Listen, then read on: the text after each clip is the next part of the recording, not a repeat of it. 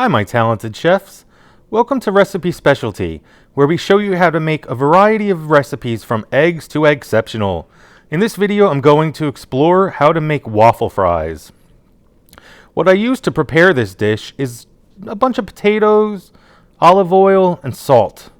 But what you really need is one of those crinkle cutter knives that people use to cut cheese for parties. That's the trick to making waffle fries.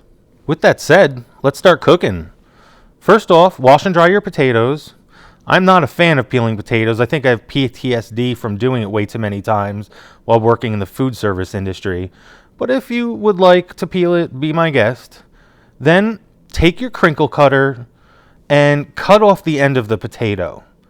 Then spin the potato halfway, like 180 degrees, and try to get as close as you can to the last cut and slice straight down.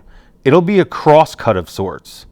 Then spin the potato again, cut, spin, cut. Keep doing that until you cut through the entire potato. Cut, spin, and so forth. Once you've cut through all of your potatoes, place them in the fryer basket or lay them on a baking sheet. Cover the potato slices in olive oil and hit them with a generous amount of salt. I am air frying these potatoes at 400 degrees for 20 minutes. Once they're done, they should look something like this, crispy and delicious. Feel free to add more olive oil and seasoning if you like. I have a truffle oil that I use and it's amazing. Enjoy! If you all like this video, do me a huge favor, hit that like button, subscribe, check out the website. Ultimately, let's eat!